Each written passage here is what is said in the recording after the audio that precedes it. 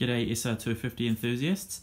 In this clip we're going to be rebuilding or converting the stock SR250 16-inch rear wheel into a 18-inch rear wheel, and we're going to be using the Jadus Spoke Kit here, and the clip will actually be relevant for the SR250 Classic models as well, which comes stock with an 18-inch rear wheel. Because these spokes work with that as well. If you want to rebuild with some nice looking stainless spokes or convert to an aluminium rim or whatever, this clip will also be relevant. I'm going to set this camera up on a tripod and talk about where we're going to start. Okay, relacing a wheel can be confusing and complicated at first, but I'll try and break it down as simple as possible, and I have learnt a few techniques over the years rebuilding a few wheels here and there. And the important thing is, in the beginning, before you dismantle your original wheel, take a lot of close-up detail photos for reference later on if you need to check where spokes should go in relation to the hub and the rim. But the best thing to do in the very beginning here, before dismantling the wheel, is to find and locate the valve stem and then mark out which spoke pattern goes to that valve stem from the hub. So I'm looking at this from the brake side of the hub, and this is the side that I've chosen to start with in the beginning. And as you can see from this valve stem, we have a pattern of spokes, and this pattern of spokes is made up of 4 spokes, and those 4 spokes are repeated in a pattern around the rim, and you'll see that there's 2 from each side of the hub. So I have this one here comes up and it's on this side of the hub, but it's going through the hub, and then I have a corresponding one over here, which is this spoke here, and that is going to this side of the hub as well, but it's coming up through the hub. So here's this one here. So we're going to mark these 2 positions here on the hub and these positions here on the rim, and we'll take a photo of that. It's very important. I'm actually going to blast this hub, and that's going to remove all these details here, so I won't be able to see. So the best tip I can give is to mark these marks with a scribe so that you actually leave an impression in the aluminium casting. As I was talking about, each spoke is made up, or the spoke pattern is made up of a set, and you can see this one and this one, and then I need to find 2 spokes that complete the set of 4 from the other side of the hub, and in this case it will be this one here and this one here. Now I'm going to flip the wheel over and show you which spokes to mark on the other side of the hub. Okay, we've flipped the wheel over. Now we're looking at the drive side of the hub, and here's our valve stem, and from the other side of the hub there's the 2 spokes that we marked out, which form the pattern, and on this side of the hub here's our other 2, here and here. So what you're seeing is a set of 4 spokes which all pull in the same direction, and this pattern will get repeated around the rim. So I'm going to mark out 1 spoke which has been pushed through the hub here, here's this one, and another spoke on the other side pulling in the same direction which has been pushed up through the hub, and here it is here. And these will correlate to the 4 different lengths and bends of the spokes, which I will point out in a later part of the video. But what I'm going to do now is scribe these marks here on the hub, and that will give us a really good starting point for once I've rebuilt the hub and we start rebuilding and relacing the wheel. One measurement, or a couple of measurements actually, that you would normally do when rebuilding a wheel, and that is the hub offset. So that's between rim edge and edge of the hub, and you measure that offset on either side so that you know when you rebuild the wheel with the new spokes and the new rim, you know how far the rim should sit offset according to or in relation to the hub itself. But in our case, we're actually going to relace the wheel on the table here and get it as centered as possible, and then when we put it on the bike, we're actually going to true this wheel on the bike in the rear of the frame of the SR250, and I use the same process for the front wheel as well. And this is because the wheels on the SR250 are centered both front and back, and this just makes things a lot easier. You don't need to measure, you just need to align and center the rim in the frame or on the forks in the case of the front wheel. So these measurements we won't do in this special case. Okay, here's our blasted and rebuilt hub with new bearings, and I've actually highlighted the markings that I made with the scribe earlier. So I've picked them up and put red pen here where those sparks that we marked on the hub were. And here's the 4 different types of spokes included in the kit, because there's 4 different spokes needed for the 4 different lengths around the hub. What we're going to do is we're going to set aside the 2 shorter spokes, which is these 2 here. So set aside those because they are for the other side, the brake side of the hub. We're going to start on the cush drive side here, and we're going to take the longer 2 sets of spokes and locate whereabouts they're going to go on the hub. Okay, and of the 2 longer spokes, because we're working on the smaller diameter of the hub here on the drive side, I'm going to take these in front of the camera here, and you'll see they're a similar length, but they have a very different bend up here at the head. And this is quite logical in their placement, and that is the short bend goes down through the hub here, and remembering from the previous part of the video where we showed that, this one here to the right is down like that and points up towards the valve stem like that, and you see the head of the spoke here, it has a little C stamped on it. And now it's the opposite for the one on the left side up here, and that one needs to come up through the hub. It can be a bit fiddly, but once you get it up and on the top, you'll see that the longer bend is to be able to clear the flange here and sit over the top of the flange. So we've got one under and one over. Now I'm going to set in 1 spoke type at a time. So I'm going to continue with this type of spoke here and put those in, and obviously it's every second hole that we pick up. So again, the short bend here, we come down through the top, and every second hole. So I'm going to place those around the circumference. I'm going to go past the other type of spoke there. Put the last one in there. Now once I feed all these through, I'm going to show you a little trick that I've learned with some tape, and I'll show you what to do with that once these are in place. Now all those spokes are in place. I know that they actually go and attach to the rim in an anti-clockwise pattern. So I'm going to point them all into an anti-clockwise pattern so that they're pointing in that direction, and I'm actually going to tape them into that position. And I'm going to tape them together using at the outermost part of the spoke. Okay, and here you can see what I was talking about. I've taken all of these spokes here in an anti-clockwise direction with a slight angle, and I've taped all of the ends together, and I've taped around the spoke, next one, around the spoke, next one, and I've tried to get an even spacing around the circumference. It sort of looks like a spider web. Now I'm going to do the same with the other bend of spoke, which is the one that comes up through the hub, and I'm going to place all of those in place, and I'll actually do the same thing, but I know that these spokes point towards the rim in a clockwise direction, an angular clockwise direction. So I'll put all of these spokes into place, and then I'll do the same thing with a different color tape. You can use the same color tape, it doesn't matter, but this just helps make things clearer. Okay, and here's the other set of spokes in place, coming up through the hub flange and pointing in a clockwise direction towards the rim. Here's my blue tape. I'm going to do the exact same thing that I did for the other spokes that I did with the red tape, and once we've done that we can move on to the other side. Okay, here's our taped up spoke sets, and we're starting to look a bit like a spider web. It might seem weird or strange as to why we're doing this, but it'll be obvious later on in the process. But simply put, it just keeps things, the spoke sets, organized together, and it stops the spokes interfering with each other when we put the rim in place and center the hub around the rim.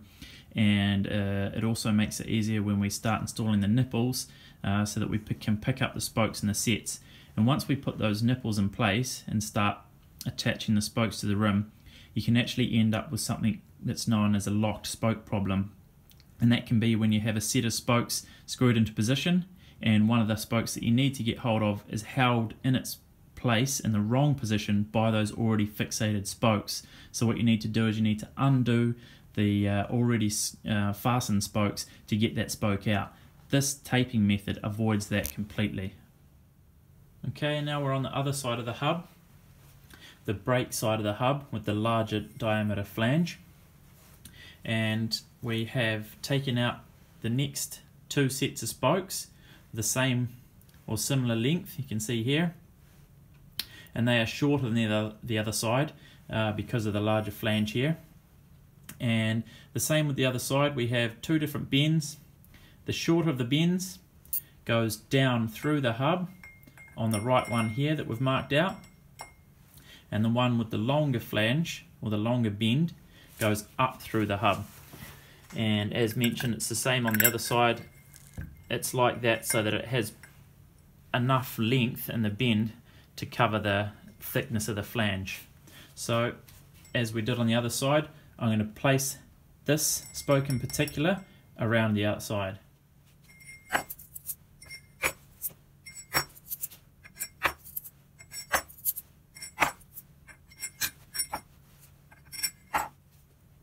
Now you can see I've placed all these spokes into place.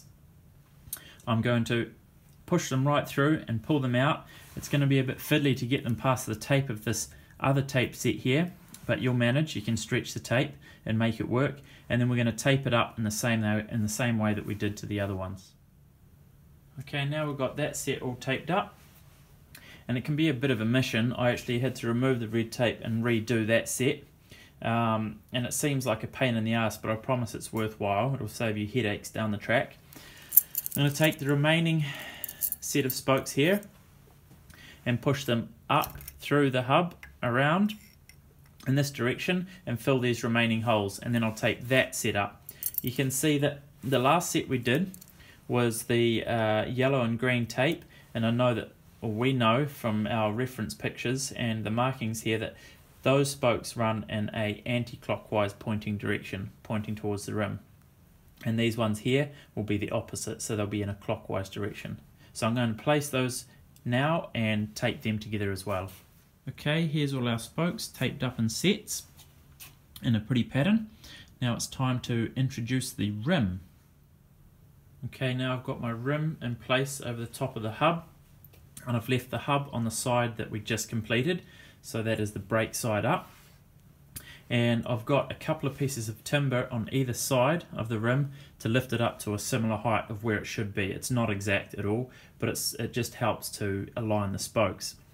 Now you'll see on the rim I've marked the same markings that we marked on the stock rim, and you can see here's the valve stem hole in the middle, and then we have our 4 spoke holes off to the side. 2 of those spoke holes will point upwards slightly, and they'll be on an angle, but they'll point upwards, and the other 2 holes will point downwards. And obviously the 2 that point upwards will be attached to the spokes on this side of the hub, on this flange, and the ones that point downward on the other side. So with our scissors or knife, we're actually going to cut loose this spoke here that we've marked on the hub. So we cut this one out of our set, like so. Remove the tape. All the tape gets removed afterwards once we've got everything in place. But this spoke goes to the left of the valve stem hole, exactly as in the stock setup, the ones that we marked earlier. And as I mentioned, these 2 here will point in the upwards direction, and things will move around a bit, but that's okay.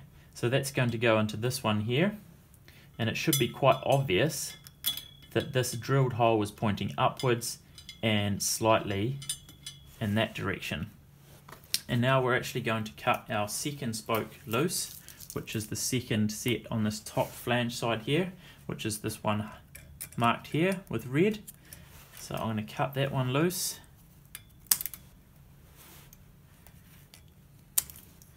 And remove the tape from that. Let's see if I can get him loose out of there. So got that loose. Get another nipple. And this one, because we're always going to be pointing towards the stem hole, is going to go on the other hole, on the other side of the valve stem hole, pointing upwards. So that one is going to go here. And we'll do that up slightly. With all these nipples, once they're in place, don't do them up tight. We want a little bit of freedom of movement until we have all the spokes in place. So there you have it. That's the start of our relacing process. Okay, instead of flipping the whole setup over and completing this set of 4 spokes here, what we're going to do is we're going to continue on this side so that we have a triad of our 4 spoke grouping pattern. So we want one here, we want one over here, and we want one over here. And knowing that the rim or the wheel is built of 36 spokes, we have 4 different spoke types, and we've laid those out, and that's indicated with the different colors of tape. But each spoke grouping is also 4 spokes. And this 4 spoke pattern is repeated 6 times. So we're now going to pick that up by counting out around the hub first to identify our next spoke that we want to put in place to build our triad, and then we'll count around the rim to indicate which hole that spoke should go into. So beginning with this spoke here, we want to count 1, 2, 3, 4, 5, 6 spokes, and it just so happens to be right next to our previous spoke pointing this direction. And counting on the rim, we want to go 12 positions. 1, 2, 3, 4, 5, 6, 7, 8, 9, 10, 11, 12. This hole here. And that makes sense because this hole is pointing upwards and in that direction, which is our clockwise direction for these particular spokes. So I'm going to cut that spoke loose and put it in place.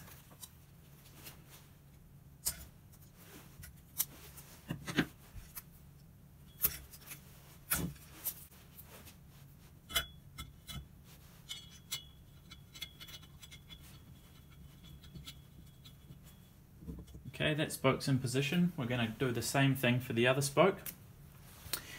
So here's our spoke marker here. So we're going to count 1, 2, 3, 4, 5, 6. Again, right next to the other spoke. And then on the rim, we're counting this set here. So we go 12 positions. 1, 2, 3, 4, 5, 6, 7, 8, 9, 10, 11, 12. This hole here. And that also makes sense. It's pointing in upward direction towards this flange and also in our anti-clockwise angle pointing rotation direction for this green and yellow set of spokes. So I'll cut that spoke loose and put that one in place as well.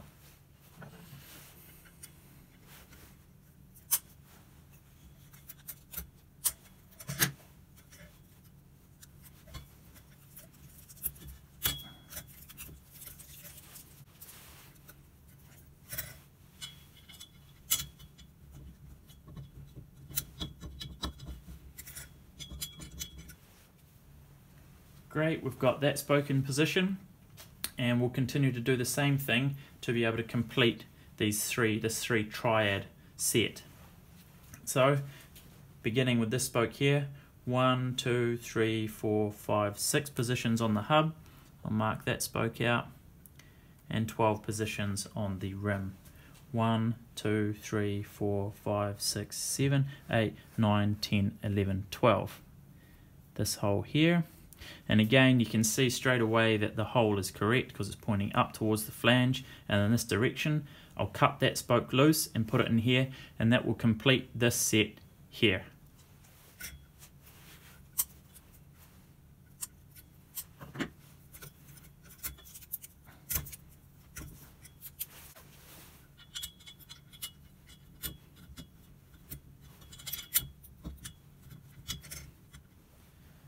That spoke's in place, so we'll do the same thing for the other direction, the other set of spokes.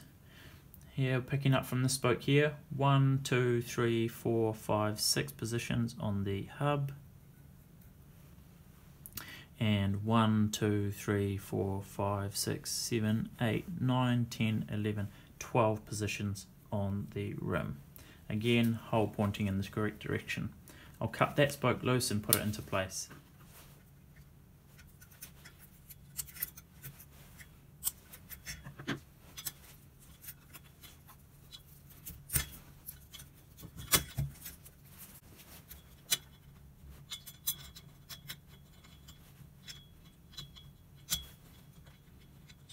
Now with this triad complete on this side, you can see 2 spokes, 2 spokes, 2 spokes. The rim's actually sitting pretty stable on the hub. So I'm going to flip this over and we'll complete the set of this spoke grouping here of 4 spokes. We'll complete it for these 3 positions to complete our triad. And what that will do is it'll position the rim on the hub where it should be, and these remaining spokes will be obvious which positions, which holes they should attach to. And because they're taped together, and because we've got our rim centered and our grouping in the right position, our triad, they should be relatively easy to put in place and we won't have any spoke crossing. Okay, because of the nature of the spokes, our rim is not sitting in the correct position, but we have flex in the system. And that's why we haven't done the other spokes up completely tight, because we need this all the way until the end, until the final tightening. And this allows us to pick up these spokes on this side and put them in position as well. So, as in with the other side of the hub and rim, I've got our markings, which are identical to the markings that we made on the stock rim, and our markings on the hub, showing and indicating the spokes. Again, the 2 remaining holes, marked holes left over, will point up into a direction off from the center. So to begin with, I'm going to pick up the red grouping of spokes, and you can see my mark, or maybe the camera can't show that, but there's a mark here for this spoke. So I'm going to cut that spoke loose and put it in position. And it will be pretty obvious, those spokes, the red ones, are running at an anti-clockwise angle, and this hole here is pointing up and also will meet at that angle there.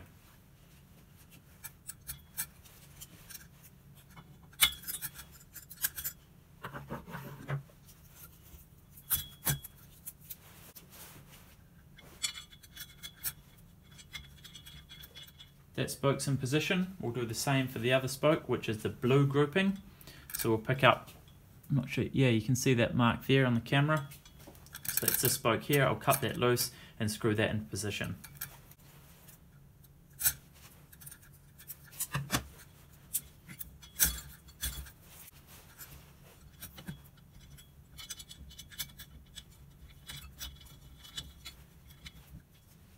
Here's a great moment of achievement. We've completed our first grouping. So you can see 1, 2, 3, 4 spokes, and they're all pointing in the right direction, and we've managed to match up those 4 spokes that we marked on the stock rim, matching up with the hub. Now things should be much clearer, and we can use the same counting method that we used on the other side of the hub to locate the remaining 2 groups to create the triad.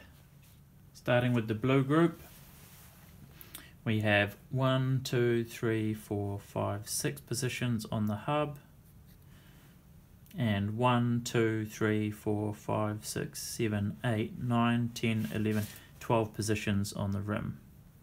Put that into place.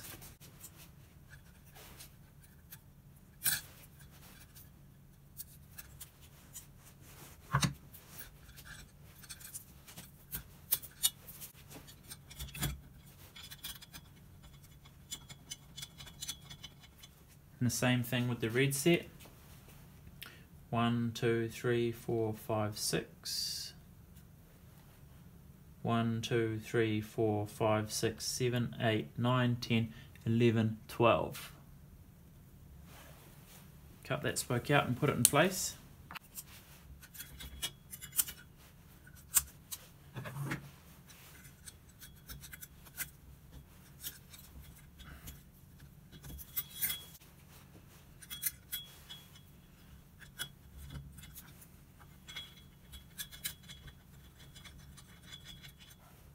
Now the third and final from the blue set. 1, 2, 3, 4, 5, 6. This spoke here. 1, 2, 3, 4, 5, 6, 7, 8, 9, 10, 11, 12. This hole.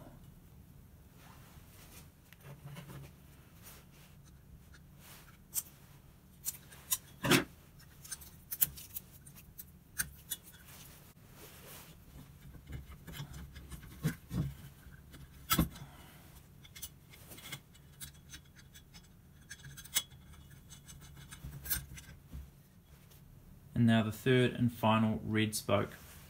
And you can see from placing the last of the blue spokes in place, I've had to muscle and wrestle with things a little bit. And you will have to do the same most likely. So, red we have here. 1, 2, 3, 4, 5, 6. Here's our spoke we want. Hole 1, 2, 3, 4, 5, 6, 7, 8, 9, 10, 11, 12. Yeah, this guy.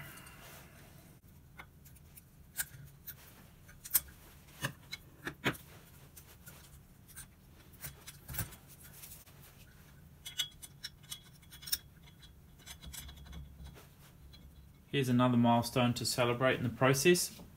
We now have our triad of spoke groupings. So our hub is pretty well positioned on our rim, and we're going to have very few problems putting in the remainder of the spokes because we've been so methodical to this point. We don't have any locked spokes. They should be able to swing into position. You will have to wrestle a little bit, pushing and pulling with the flex in the system to get each one in place. And as I mentioned earlier, just put the nipples halfway on or just get them started, and that will make things easier to put all of them in place. So instead of filming putting the rest of the spokes in, it should be rather common sense, but basically we're going to repeat this triad 2 times, and that I mean that this grouping we need to pick up another 6 times. So there'll be a grouping here, here, here, here, here and here. So I'm going to get on with that, and I might keep the camera running so that you can see what I'm doing.